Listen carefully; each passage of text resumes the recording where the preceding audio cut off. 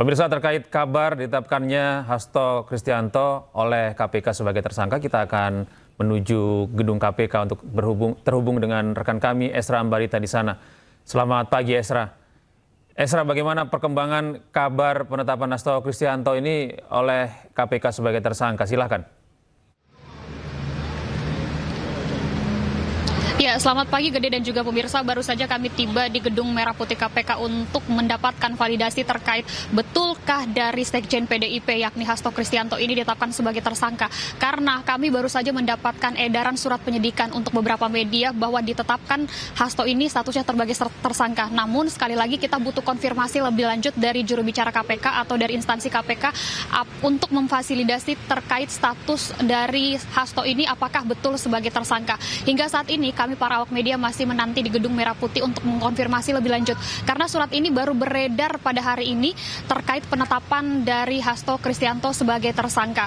Dan perlu diketahui pemirsa bahwa sebelumnya Sekjen PDIP Hasto Kristianto ini sudah pernah menyambangi Gedung Merah Putih KPK. Kalau kita lihat waktunya ini di tahun 2024 sudah pernah diperiksa 2 kali dengan perkara maupun kasus yang berbeda. Misalnya saja ketika awal di tahun 2024 ia pernah diperiksa sebagai saksi dalam DJKA Kemenhub, kala itu juga sebagai saksi, kemudian ia menyatakan konfirmasinya lebih lanjut terkait peranannya. Kemudian setelah itu untuk kedua kalinya ia diperiksa dalam kasus penyuapan komisioner KPU di tahun 2019 yang melibatkan nama Harun Masiku yang sampai saat ini belum tahu di mana keberadaannya. Nah, kuat dugaan bahwa perkara tersebut atau keterlibatan dari Hasto Kristianto atau Sekjen PDIP inilah yang dalam kasus Harun Masiku mensinyalir mengapa ia ditetapkan sebagai tersangka. Namun lagi-lagi kita harus menunggu validasi ataupun statement resmi dari pihak KPK. Dan kalau kita ikuti dari kasus dan apa yang disampaikan Hasto, ia juga sempat menyebutkan dalam tahun yang sama bahwa ia menyebutkan bahwa dirinya sudah mengetahui bahwa ia akan ditetapkan sebagai tersangka. Hal tersebut disebutkannya ketika kala itu berdialog dalam sebuah siniar maupun podcast. Ia menyebutkan bahwa kalau kami mengutip pernyataannya saya akan ditetapkan sebagai tersangka, itu diketahuinya dari temannya yang merupakan seorang pengamat militer, dan ia memperbolehkan awak media untuk mengutip ucapannya tersebut. Bahkan ia juga menyatakan bahwa hal tersebut tidak ada kaitannya dengan Harun Masiku, namun ia menyebutkan hal tersebut adalah kaitan dengan kepemimpinan dari Presiden Jokowi, yakni Presiden Republik Indonesia, Presiden ke-7 Republik Indonesia Joko Widodo, yang disampaikan bahwa ia memiliki sebuah disertasi. Dalam disertasi Hasto ia sempat menyampaikan terkait bagaimana kekuatan dari Jokowi dalam memenangkan politik atau khususnya dalam hal ini mencederai konstitusi atau melibatkan putranya yakni Gibran Rakabuming Raka. Hal tersebut disampaikan Hasto merupakan salah satu kemungkinan besar mengapa ia akhirnya ditetapkan sebagai tersangka. Namun sekali lagi kita masih menunggu konfirmasinya. Nah, pemirsa, terkait kasus yang melibatkan Harun Masiku ini, dalam informasi penyidik lagi-lagi yang kami terima bahwa peranan dari Hasto Kristianto ini adalah memberikan suap kepada ex-komisioner KPU yang saat itu juga bersama Harun Masiku untuk memenangkan Harun Masiku atau menempatkan nama Harun Masiku untuk melenggang ke Senayan. Karena pada saat itu kita ketahui dari salah satu calon yang harusnya dilantik untuk masuk ke Senayan itu meninggal dunia, kemudian dengan bernama Nazarudin Kemas, kemudian seharusnya nama urutan kedua lah yang harusnya memenangi kontestasi politik tersebut. Namun diduga bahwa dari PDIP ini tidak menginginkan untuk nama Rizky untuk melenggang ke Senayan dan akhirnya mengeluarkan fatwa ke MA untuk membuat nama Harun Masiku untuk melenggang ke Senayan. Namun lagi-lagi untuk KPU tidak menerima hal tersebut karena menyalahi aturan undang-undang. Hal tersebutlah yang memicu akhirnya terjadinya operasi tangkap tangan, di mana kala itu disebutkan bahwa KPK mendapati Harun Masiku melakukan memberikan uang kepada ex komisioner KPU dan membayar sejumlah uang untuk menempatkan namanya masuk di parlemen. Namun hingga saat ini dari KPK sudah menetapkan sejumlah nama tersangka, termasuk buronan dari Harun Masiku yang sampai saat ini sudah bertahun-tahun entah di mana keberadaannya dan masih terus didalami terkait betulkah dari Harun Masiku ini bersama dengan Hasto Kristianto ini bersama-sama memberikan uang untuk memenangkan nama Harun Masiku sebagai pemenang dalam untuk melenggang ke parlemen yang sebelumnya saya sebutkan. Gede, kembali ke Anda. Kita sedikit kembali soal edaran yang tadi Anda sebut. Apakah di dalam edaran itu menjelaskan soal pemanggilan Hasto atau ada nama-nama yang lain di sana? Apakah Anda mengetahui nama-nama itu?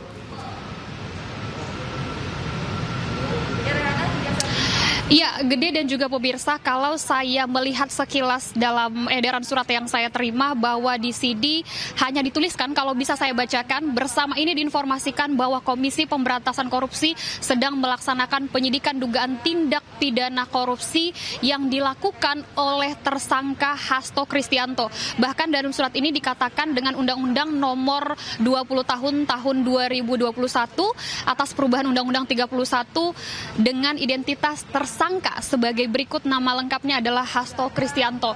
Namun terkait surat yang beredar di ruang publik maupun di ruang media ini masih kami konfirmasi untuk juru bicara KPK. Tidak ada spesifik menggambarkan siapa-siapa saja yang tersangka lainnya. Bahkan tidak disebutkan ada nama Harun Masiku dan tersangka lainnya dalam kasus ini. Tentunya Gede dan juga pemirsa kita nantikan bersama, mengingat ini merupakan sesuatu hal berita yang cukup menarik untuk dicermati, diikuti. Bahkan tidak hanya Sekjen PDIP Hasto Kristianto saja yang menarik untuk kita ikuti. Sebelumnya kalau kita mengikuti dari perjalanan politik dari kampanye hingga berujung di Desember ini, bahkan Ketua Umum PDIP sempat menyatakan beberapa kali dalam sambutan politiknya, dalam pernyataan politiknya, ia menyampaikan, kalau kami bisa mengutip prasa-prasa yang masih kami ingat ketika meliput, ia menyampaikan bahwa siapa yang berani kepada Hasto maka ia juga akan turun tangan untuk melihat seperti apa situasi ataupun hukuman yang tentunya nantinya melibatkan nama Hasto ataupun Sekjen PDIP ini. Gede.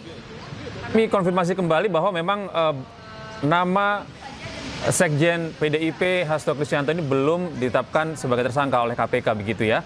Dan apakah nantinya akan ada keterangan pers dari KPK terkait hal ini?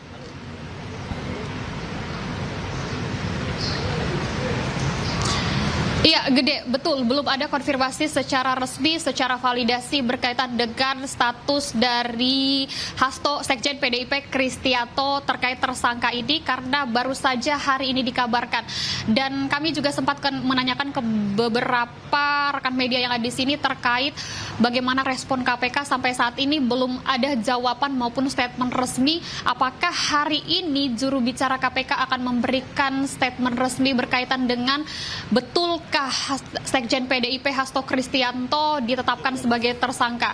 Karena ini perlu dikonfirmasi lebih lanjut untuk mengonfirmasi kesesuaian antara surat yang beredar di ruang media dengan tentunya status yang beredar sekarang, apakah betul Sekjen PDIP tersebut sudah masuk sebagai tersangka. Ini kita tunggu bersama, Gede. Ya, baik, terima kasih Esra atas informasi Anda. Dan kami terus memantau perkembangan terkini dari Gedung Merah Putih KPK Jakarta. Selamat bertugas kembali, Esra.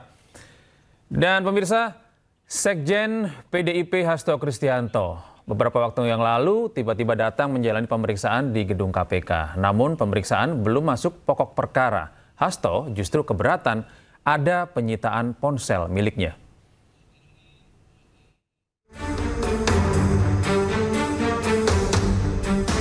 Sekretaris Jenderal Partai Demokrasi Indonesia Perjuangan Hasto Kristianto tiba-tiba datang memenuhi panggilan pemeriksaan di Gedung KPK Jakarta hari ini. Hasto datang pukul 9.40 waktu Indonesia Barat dan menjalani pemeriksaan bersama beberapa orang pengacara, antara lain Patra M. Zain dan Roni Talapesi. Kurang lebih pukul 15.00 waktu Indonesia Barat, Hasto keluar dari gedung KPK dan menyatakan protes saat penyidik melakukan penyitaan tas dan ponsel miliknya.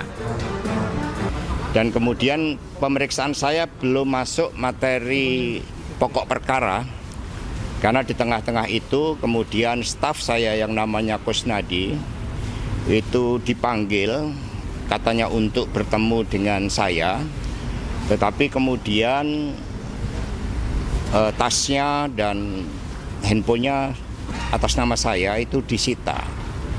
Sehingga kemudian kami tadi berdebat karena sepengetahuan saya sebagai saksi di dalam kitab Undang-Undang Hukum Acara Pidana, saya berhak untuk didampingi penasihat hukum.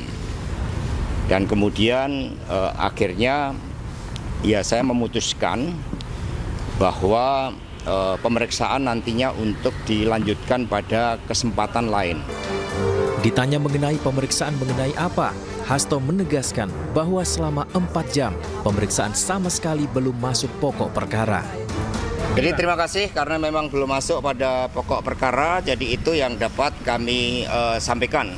Belum masuk pokok perkara aja sudah 4 jam. Berikutnya Hasto Kristianto akan kembali menjalani pemeriksaan lanjutan di Komisi Pemberantasan Korupsi. Tim Liputan iNews melaporkan.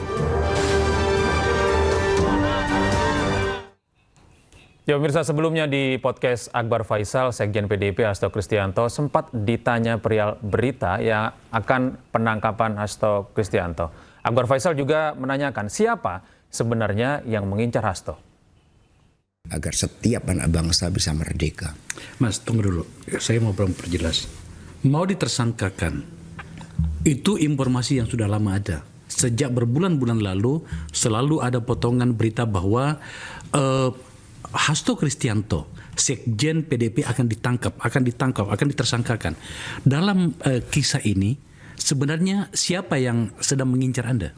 Menurut informasi dari Mbak Goni ya? Ya, karena di dalam pesan itu sangat jelas. Sebaiknya saya tidak usah turun ke Sumatera Utara mempersoalkan Bobi Nasution. Sebaiknya Jakarta dan Jawa Tengah semua sudah diset. Bahkan ditambah Jogja. Kemudian saya berimajinasi bukan hanya Jogja. Jokowi kan juga punya orang-orangnya di Jawa Timur. Dan kemudian kita lihat kepemimpinan Bu Risma hari ini yang sangat fenomenal. Dengan menutup doli dan sebagainya, itu pun mencoba dihambat dengan berbagai cara-cara yang sangat luar biasa, dari mematikan jalur logistik hingga berbagai intimidasi-intimidasi yang ternyata masih dipraktekkan. Nah, upaya untuk menjadikan pilkada ini sebagai bagian dari quote and quote hulu balang sang raja itulah yang kemudian terganggu dengan konsolidasi yang dilakukan oleh PD Perjuangan dengan kekuatan non-partai, dengan kekuatan relawan, dengan kekuatan civil society, sehingga harus ada upaya untuk menghentikan dari ujungnya.